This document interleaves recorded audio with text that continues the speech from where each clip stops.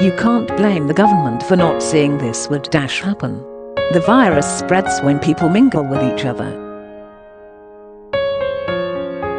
So who could have guessed that, after they ordered us to mingle at work and in schools and pubs, that it would spread again?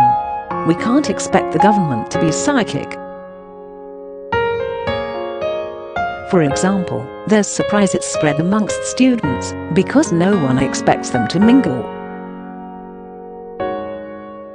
In the past, during Freshers' Week, students always stayed on their own, often floating out to sea in a canoe, bobbing about near Greenland until they graduate.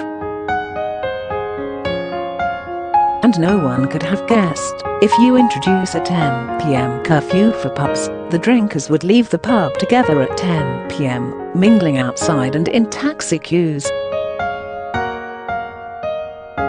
When Boris Johnson was at Eton, all the students would leave on horseback or in a personal carriage ridden by a valet, so he wasn't to know. Thankfully, the mingling they insisted on, defined helpfully by Priti Patel as people coming together, has now been banned. But they've had more bad luck because they awarded a £100 million track and trace contract to a company called Serco, who have no experience of healthcare tracking or tracing, and they've turned out to be useless at tracking and strangely terrible at tracing.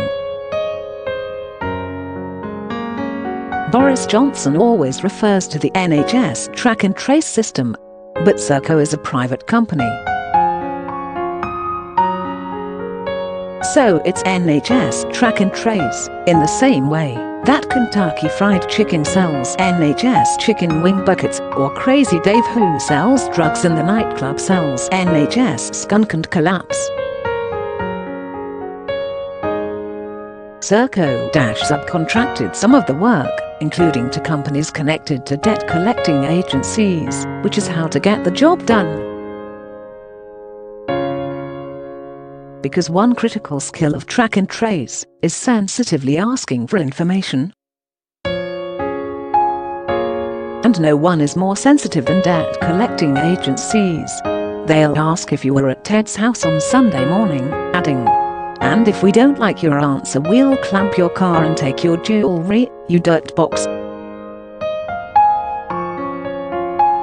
Close quote. They've given the work to 20 or so other companies, but won't say which. This proves what fun they are, as it leaves us to guess. Maybe they've passed the job to William Hill. So as well as track and trace, they can offer you 5-2 or Megan, who came to your barbecue being positive, with 6-4 on her husband Phil, or 4-1 the pair. The government could have funded the NHS to conduct the system, but as we know, private companies are more efficient and save money. This is why we've spent millions on apps that don't work, and Serco that doesn't appear to work, so maybe they'll try astrologers next.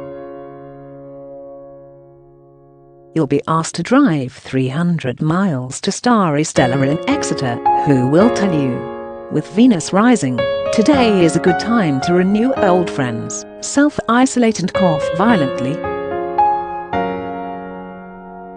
Close quote. Boris Johnson promised the track and trace system would be world-beating, and he's been proved right. Because the government admits there are 750,000 unanswered requests for tests per day, and that must be a world record. Now it turns out Serco's CEO is the brother of Nicholas Soames, ex-Tory minister. Who could have predicted the company would be linked in any way to the Tory party? You'd need to be psychic.